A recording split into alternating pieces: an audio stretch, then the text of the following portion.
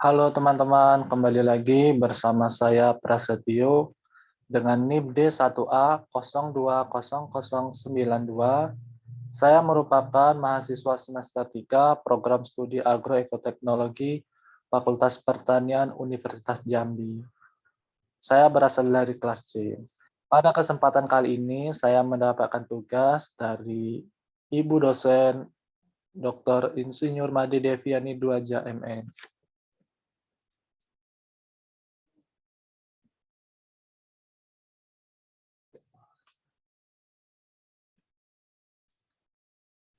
Topik yang ingin saya bahas pada kesempatan kali ini ialah pembentukan hujan dan siklon beserta soal dan pembahasannya. Soal yang pertama yang ingin saya bahas ialah proses terjadinya tsunami. Proses terjadinya tsunami berasal dari gerakan vertikal pada lempeng yang berupa patahan sesar.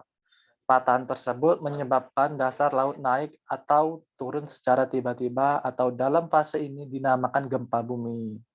Nah, biasanya gempa bumi ini terjadi di daerah subduksi. Zona subduksi yang memiliki sejarah gempa dengan kekuatan besar. Zona subinduksi tersebut contohnya adalah daerah bentangan Sunda Magnitude yang berada di Sumatera yang membentang dari Selat Sunda sampai pada Kepulauan Nicobar. Nah, kita bisa lihat pada gambar di samping ini, teman-teman. Pada gambar di samping ini merupakan proses terjadinya tsunami. Pada yang pertama itu, titik gempa pada bagian lempeng bumi. Kemudian yang kedua, terjadinya patahan yang menyebabkan dasar laut naik dan mendorong volume air ke atas, sehingga menyebabkan gelombang dari bawah laut bergerak dengan kecepatan tinggi. Kemudian air laut terhisap dari bibir pantai, teman-teman. Dan terakhir, terjadilah gulungan gelombang yang bergerak menuju pantai. Itulah proses terjadinya tsunami, teman-teman. Kemudian soal yang kedua, hujan yang dapat merangsang tsunami. Nah, adakah hujan yang dapat merangsang tsunami? Menurut saya pribadi, hujan itu tidak ada yang dapat merangsang tsunami, teman-teman.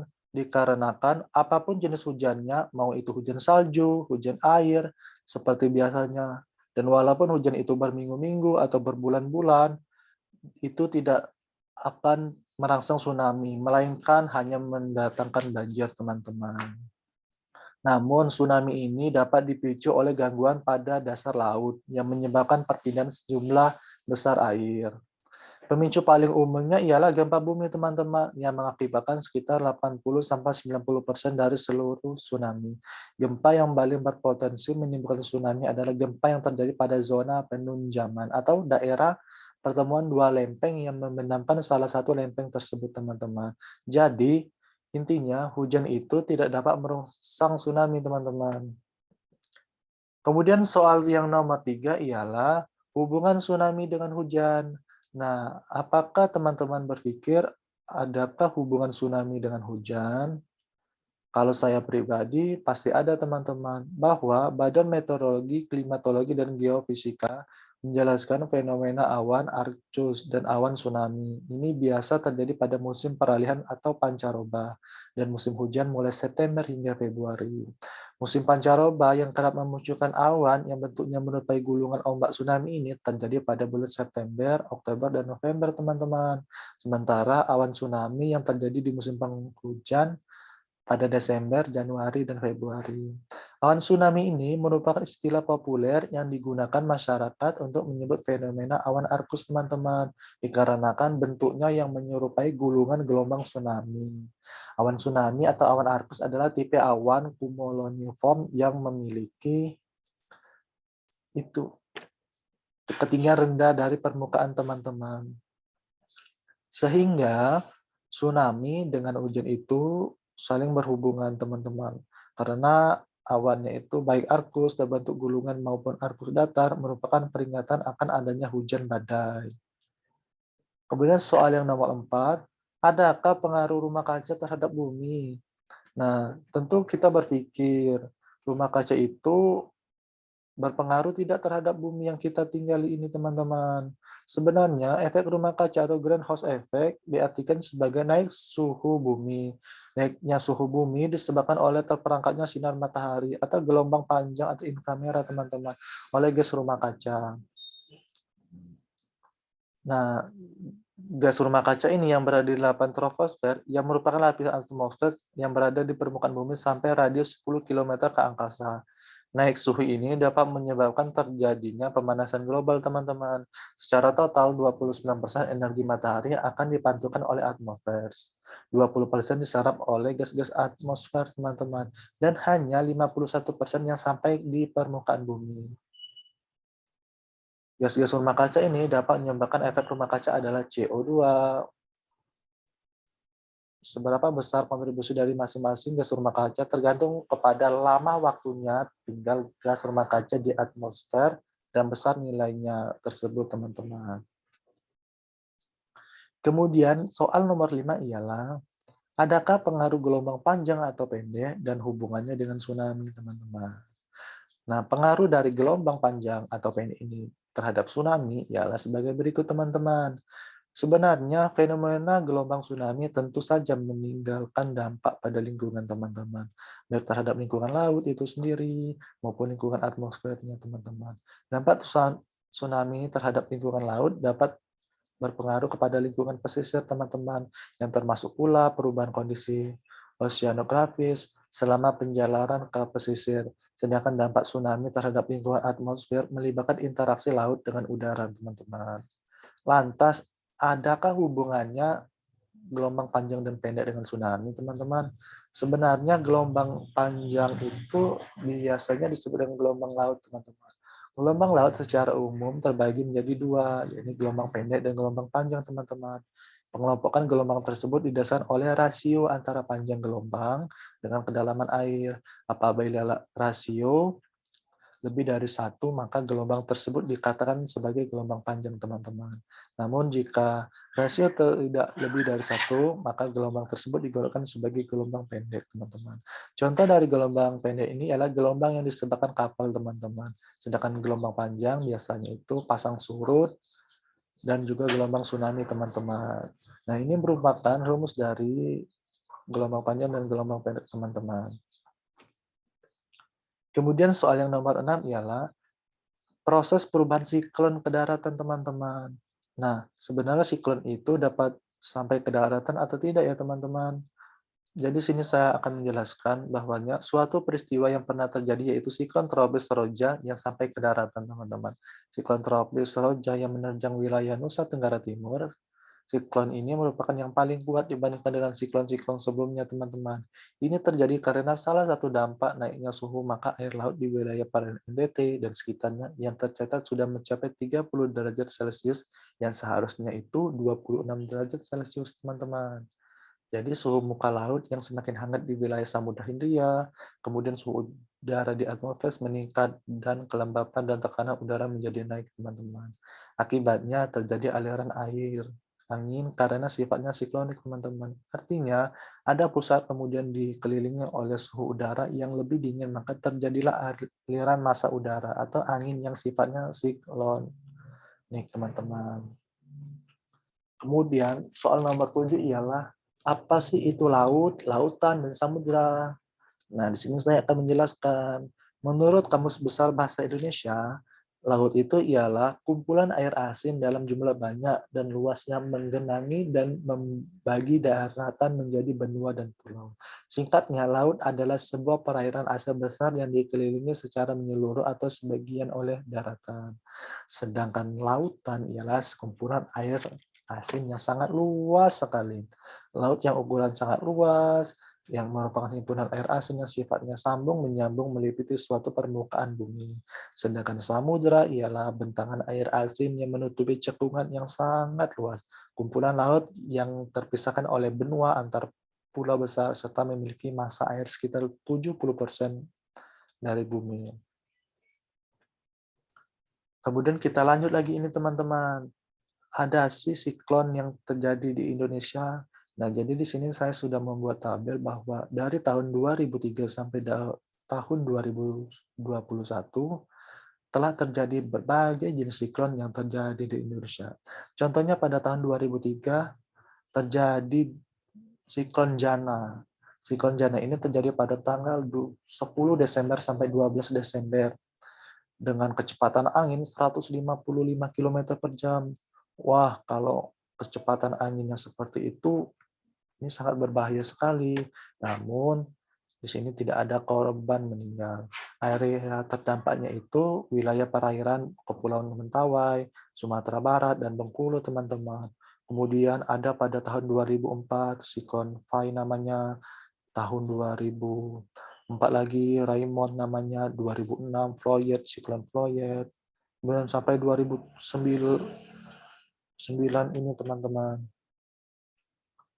Kemudian pada tahun 2010 ada siklon Sen, teman-teman, yang terjadi di perairan Jawa, Timur, Bali, Nusa Tenggara Barat, dan Nusa Tenggara Timur. Sampai tahun 2014 terjadi siklon Bakung yang terjadi di wilayah perairan Lampung, Banten, dan Jawa Barat, teman-teman. Kemudian sampai ke tahun 2021 ini adalah siklon Soroja, teman-teman. Nah, siklon Soroja ini ialah siklon yang sangat berbahaya sekali karena menyebabkan berbagai banyak korban jiwa. Siklon ini terjadi pada tanggal 5 sampai 12 April, teman-teman. Dengan kecepatannya 130 km per jam. Nah, dari sekian seluruh siklon yang saya catat, bahwa biasanya siklon Seroja ini ialah merupakan siklon yang paling banyak menyebabkan korban, yaitu sekitar 228 korban jiwa yang meninggal dunia. Siklon ini terjadi di wilayah Nusa Tenggara Timur, perairan Nusa Tenggara Barat, Bali, Jawa Timur, dan Jawa Tengah, teman-teman. Jadi intinya, setiap tahun itu pasti ada siklon yang terjadi di Indonesia. Namun dilihat lagi dari segi kecepatannya, kalau segi kecepatannya itu besar, itu sangat berbahaya sekali, teman-teman. Kemudian kita akan menjelaskan siklon yang ada di dunia, teman-teman. Nah, tadi sudah di Indonesia, sekarang kita mencakup wilayah seluruh dunia. Nah, di sini saya sudah mencatat beberapa negara yang terjadi siklon yang sangat dahsyat sekali. Siklon tropis sering terjadi di berbagai belahan dunia, teman-teman. Skala kerusakan yang dibuatnya pun berbeda-beda. Berikut merupakan beberapa negara yang pernah mengalami dampak siklon tropis terparah, teman-teman. Negara yang pertama ialah negara Bangladesh, teman-teman. Jadi pada tahun 1970, Bangladesh pernah mengalami siklon Bloha yang diduga menewaskan 300.000 hingga 500.000 orang, teman-teman. Wah, kalau orang sebanyak itu, satu lapangan bola pasti penuh itu, teman-teman. Mengutip Organisasi Meteorologi Dunia atau WMO, siklon Bloha merupakan siklon tropis yang paling mematikan di dunia, teman-teman. Kemudian yang kedua ialah terjadi pada negara Jepang, teman-teman. Siklon terjadi pada negara Jepang ini bernama siklon tropis Vera yang terjadi di Jepang, merupakan siklon yang paling menghancurkan di negara Jepang ini tersebut. Mengutip Britannica, badai ini melanda wilayah Teluk Ishii pada 26 September 1959. Badai ini mendatangkan malapetaka di wilayah Nagoya, teman-teman, dan membunuh lebih dari 5.000 orang. Tak hanya itu, teman-teman, siklon ini membuat 1,5 juta warga kehilangan rumahnya dan melukai hampir 39.000 orang, teman-teman. Wah, jadi Jepang pernah terdampak siklon yang berbahaya juga ya, teman-teman. Kemudian yang ketiga itu di wilayah Australia, teman-teman. Menurut laman resmi pemerintah Australia, siklon Mahina adalah salah satu siklon yang paling mematikan dalam sejarah negara itu, teman-teman. Akibat badai ini, lebih dari 300 orang meninggal. Siklon ini terjadi pada 1999. Maaf, 1899. Saat siklon Mahina tiba, ada sekitar 1.000 pria, wanita, dan anak-anak berada dalam 8 kapal layar di Teluk Putih Charlotte dan Bathurst. Lebih dari setengah kapal hancur di malam hari dan setidaknya 307 orang tewas, teman-teman. Wah, jadi sangat berbahaya sekali ya, teman-teman. Kemudian di wilayah Indonesia sendiri ada juga itu yang sangat berbahaya, teman-teman. Indonesia juga pernah mengalami salah satu siklon tropis terparah. Mengutip Kompas ID, siklon raksasa pernah menerpa Flores dan menewaskan 1.500 orang pada tanggal 29 April 1973. Kemudian yang terakhir itu terjadi di negara Amerika Serikat, teman-teman. Amerika Serikat pernah mengalami siklon tropis yang menyebabkan banyak kehancuran beberapa bulan yang lalu. Badai Ida melanda Amerika Serikat dan menyebabkan banjir bandang. Tidaknya 41 orang tewas akibat banjir bandang yang dipicu oleh badai Ida di New York. Nah, jadi itu teman-teman, siklon yang terjadi di berbagai belahan wilayah dunia, teman-teman. Mungkin cukup sekian dan terima kasih pemaparan dari saya mengenai tugas agroklimatologi. Semoga materi yang saya sampaikan sangat bermanfaat sekali bagi kita semua sehingga dapat menambah wawasan, pengetahuan, dan ilmu agar bisa kita terapkan di kehidupan sehari-hari. Saya Prasetyo mengucapkan undur diri, sekian, dan terima kasih.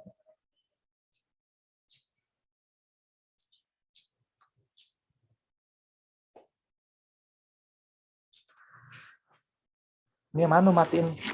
Iya, pause aja.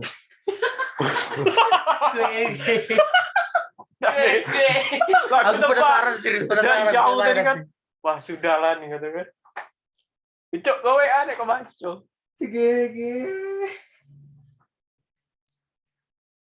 Sudah kau stop kan? Ketrikana? Ini ya. Iya, pas. Stop share. Ya, stop share dulu. Mana sih nge-end? Ini. Nih. Hmm. Nih. Hmm.